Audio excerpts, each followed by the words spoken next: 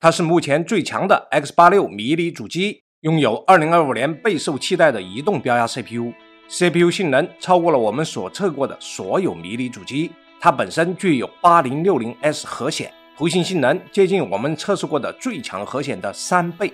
它有 128G 的板载内存， 200G 的带宽，足够我们在本地部署大语言模型。大家好，我是老白，今天给大家介绍装置 AMD Ryzen AI Max Plus 395 CPU 的高性能迷你电脑 GMK 极摩客 EVO-X2。128G 板载高频内存装置 Max Plus 395 CPU 的小主机终于来了。抛开价格不谈，它的核显也就是 40CU 的 8060S 能让我们畅玩 1080p 3A 游戏，它的 128G 大内存能让我们更好的应付大语言模型。那么大家是更看重核显的性能呢，还是更看重 128G 大内存呢？极摩客 EVO-X2 装置 AMD Ryzen AI Max Plus 395 16个任务大核32线程标压移动 CPU， 内置 40CU 的 AMD Radeon 8060S 核显，板载 128G LPDDR5X 内存8000兆赫兹，双 PCIe 4.0x4 的 NVMe SSD， 视频显示输出 2.5G 网卡加 WiFi 7。打开来看一下，主机和所有的配件都在这儿了，电源线、HDMI 线缆、说明书。这电源是 9.5 伏 11.8 安，一共230瓦功率。小主机外壳是金属和塑料拼接的。机身接口、前面板、电源开关键、性能释放切换按钮、SD 卡插槽，能输出 DP 显示信号的 USB 4接口，双 USB 3.2 进 2A 口，前置耳麦接口。这里是风扇 LED 灯效切换按钮。后面板19伏电源接口，后置音频接口必须给个好评。2.5G 网络接口， USB 3.2 进 2A 口，能输出 DP 显示信号的 USB 4接口， DP 1.4 接口， HDMI 2.1 接口，双 USB 2.0 接口。后部是出风口，底部和上方这几侧都是进风口。取下这2条胶垫，只需要卸下上部的4颗螺丝，揭开顶盖，我们来看看内部都有哪些接口。这是后部散热风扇， 128G 内存是板载的，2组 2280 PCIe 4.0x4 NVMe 接口，已经安装一条微刚 Legend 900 2TB 的 NVMe SSD， 空置另一组 PCIe 4.0 NVMe 2Z717 WiFi 7无线网卡。我们今天先来测试大家最关心的 AI 大模型。 CPU 是 Max Plus 395， 核显是 8060S， 128G 内存被分为2部分，运行内存 64G， 专用显存 64G。 显存分配功能不在 BIOS 里，而在 AMD 显卡配置软件里。在性能菜单调整选项这里，我们可以设置独立显卡的内存大小，最大 96G。 内存带宽我们也测试了一下，最高 211GB， 还不错啊。首先我们来跑常规的 Llama 3.18B 大语言模型测试，还是贪吃蛇编程， 36.95 token 每秒。放在图表里看一下，和我们测试过的 NVIDIA 独显 RTX 4060M、4070M 是差不多的，也和 24G 的 M4 Pro Mac Mini 差不多。要知道 M4 Pro Mac Mini 配上 64G 内存 2TB SSD， 那妥妥上2万啊。接着测试的是最新发布的千文3 14B， 这是一个推理模型，有思考过程，我们也可以加入 Low Thinking 来关掉思考过程。最后结果是 20.28 token 每秒。新发布的千文3 32B， 注意显存占用已经达到 20G， 如果是一般的独显已经爆显存了。最后结果是 9.61 token 每秒。上面两个千问三14B 和32B推理的时候，所有参数一起上阵。接下来我们测试的是千问 MOE 专家模型，加载的时候是30B， 但推理只需要3B， 所以这速度是杠杠的啊。显存占用仍然是20G， 最后结果是 52.89 token 每秒。接下来我们测试 DeepSeek 真流的 70B 拉玛模型，显存占用达到了 37G， 速度真不快，只有 5.45 token 每秒。拉玛模型中文的支持不太好。为了测试咱们 128G 大内存的极限，我们又开上了千问三 235B A22B MOE 模型。不过这个模型标准的3比特量化需要 111G， 4比特量化需要 142G， 咱们肯定支持不了啊。所以我们找到 UN-Sloth 的动态量化版本，他家优化的千问三 235B 22B 2比特量化只要 86G， 最小的3比特量化只要 101G， 咱也不知道行不行，反正下载下来测试呗。先给显存分配了 96G， 重启后测试，发现加载到最后会出错，不知道是模型还是 LM Studio 的问题，折腾很久也搞不定。最后还是回到了 64G 内存 64G 显存的分配状态，加载2比特量化的 86G 版本，请一定按照屏幕上的参数修改，否则会大大降速。显存占用 64G， 内存占用 30G， 最后结果是 14.71 token 每秒，还行吧，比我想象的要好。加载3比特量化的 101G 版本的千问三 235B GPU offload 拿到89或者90都是可以的，其他的请按我们的修改。显存占用 64G， 内存占用 43G，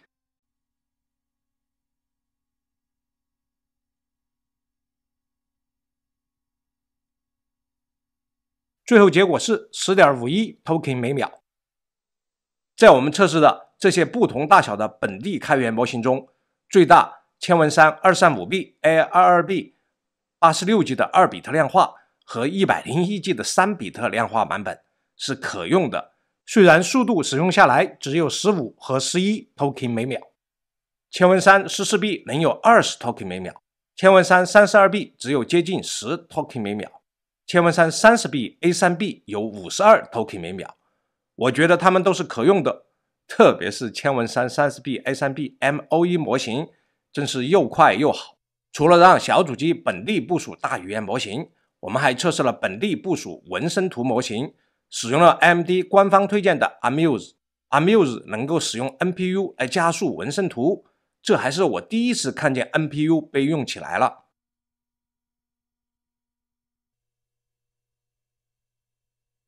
简易版本加载的纹身图模型比较小，只占用了不到 4G 的显存。我们进入 Amuse 的进阶模式，我们可以下载许多的开源纹身图大模型。简易模型使用的是 SDXL Turbo， 就是第一个，还标明了我们可以使用 Ryzen AI， 也就是咱们的 NPU， 快速出图出小图，用它就对了。要出稍微专业一点的，就要使用目前最强的开源模型 SD 3.5 Large， 这家伙有 26G， 我们来试一下，把它装载起来。它生成的是 1024×1024 图片，但我们可以通过超分搞到 2048×2048 的大图。给它一个提示词，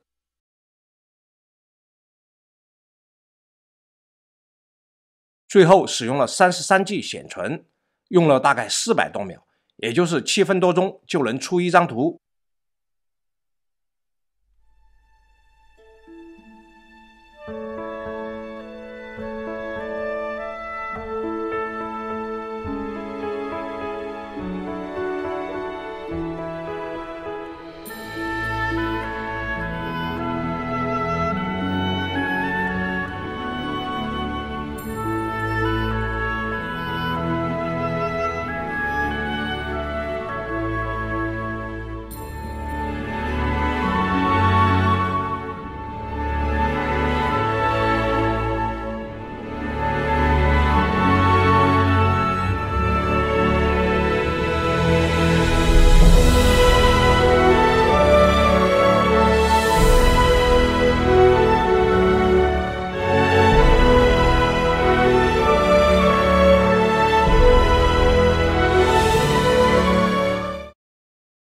地部署大语言模型和纹身图模型能够充分利用这 128G 的大内存。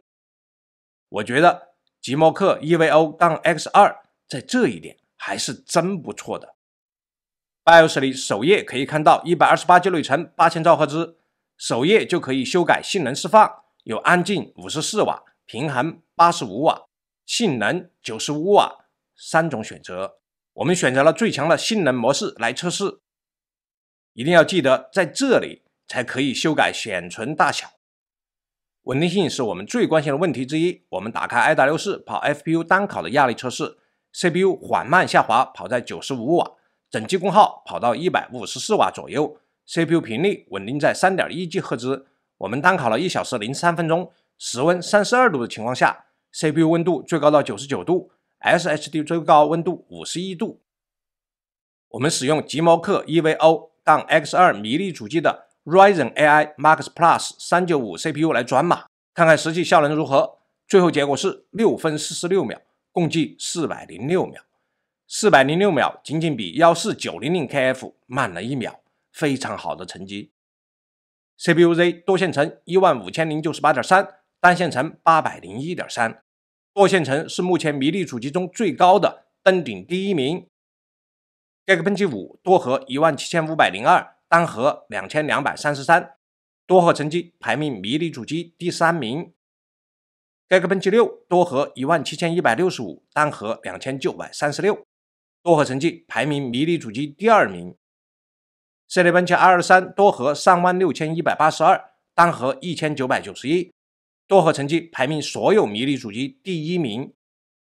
Cinebench 2024多核1829，单核114，多核成绩位于所有迷你主机的第1名。Passmark 多线程59027，单线程4267，多线程成绩位于所有迷你主机的第1名。综合上面的比较，极摩克 EVO-X2 的 AI Max Plus 395多核成绩排在所有迷你主机的最高位置。然后看娱乐大师总分3459253。CPU 得分1924213，我们给 Ryzen AI Max Plus 395运行 OpenW 测试 ，AES 8960076， X220 256,799， Coremark 1058264，在 Coremark 成绩上超过了所有其他的迷你主机，排名第1。这是第一个上100万分的迷你主机 ，N100 10万分。N305 20万分， 8845HS 50万分， HX370 69万分， 7945HX 91万分， Max Plus 395 100万分，牛啊！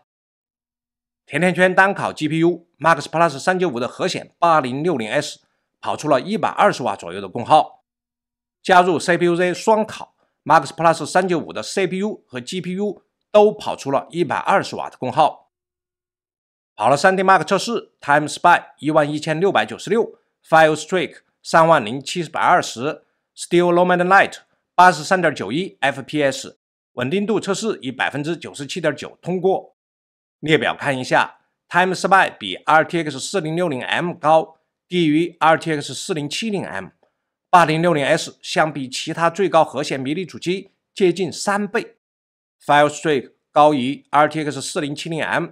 和 4060M 仍然是最高的 X86 核显迷你主机的3倍 ，Still Lumen Light 稍高于满血的 RTX 4060M， 是其他最高核显迷你主机的3倍。接着来玩游戏，地平线5 4K 超高画质，2倍抗锯齿，普通场景70多接近80帧，复杂场景60多帧。路况安全时转向。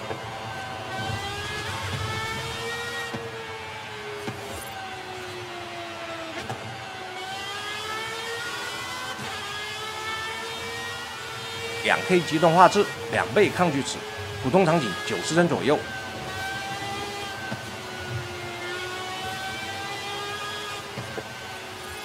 复杂场景80帧左右。路况安全时转向。地平线是2K 超高画质，打开2倍抗锯齿，全程没有低于170帧。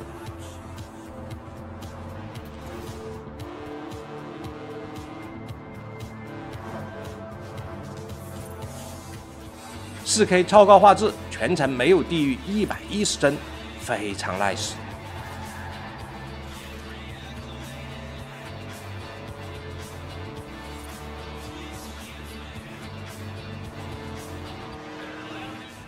荒野大镖客2 1080P 超高画质运行评估测试，平均帧81帧，2K 超高画质。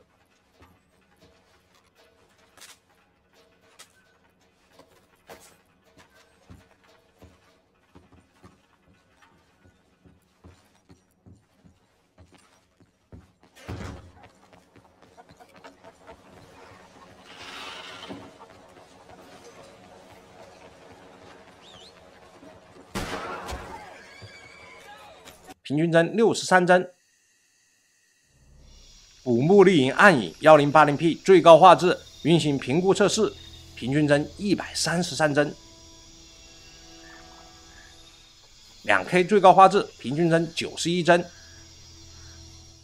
最后我们来测试黑神话悟空 1080P 超彩55 FSR 均衡模式，开启真生成，画质自定义几乎全部是高。测试结果是平均帧136帧，实战一下。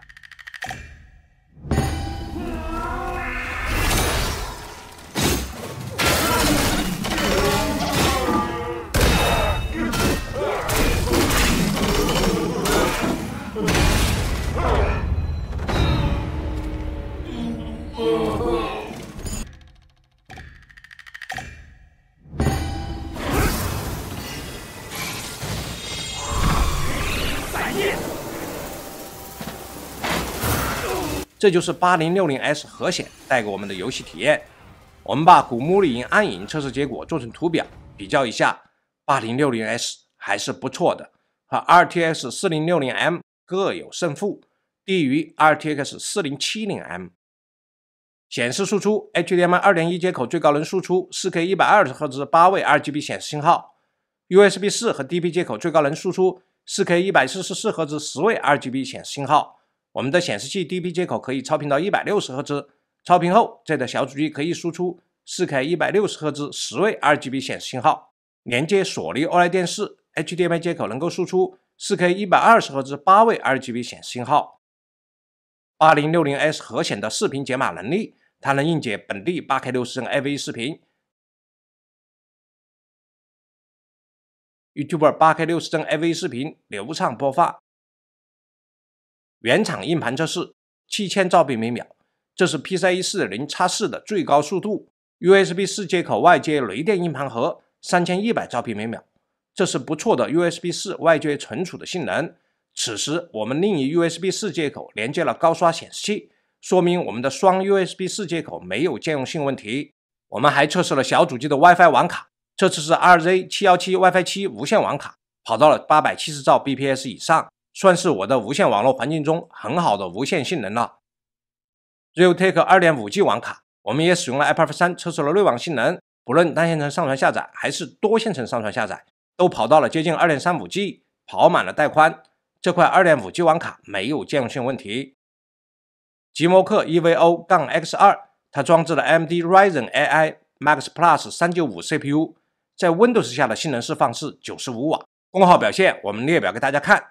最高没有超过220瓦，待机功耗只有 7.2 瓦，230瓦的 DC 电源能够搞定。室温30度的时候 ，CPU 待机温度 34.2 度 ，SSD 待机温度34度。生产力测试 CPU 100%的时候，机身61分贝，放到耳边位置49分贝。我们还测试了其他的性能释放模式，比如冷静模式，性能释放是54瓦。均衡模式性能释放是85瓦。如果大家没有非常高的性能需求，建议均衡模式或者冷静模式就可以了。极摩客 EVO-X2， 它装置了 AMD Ryzen AI Max Plus 395 CPU， 出厂95瓦功耗释放，性能排在所有迷你主机的第一名。它还拥有目前为止最强核显 8060S， 图形性能是其他核显迷你主机的3倍，看来已经是大大超前了。核显性能堪比 NVIDIA RTX 4060M， 我们对此非常赞赏。128G 的大板载内存， 210G 的带宽，可以运行本地部署的大语言模型和纹身图大模型。以我自己的需求，它已经能很好的满足我了。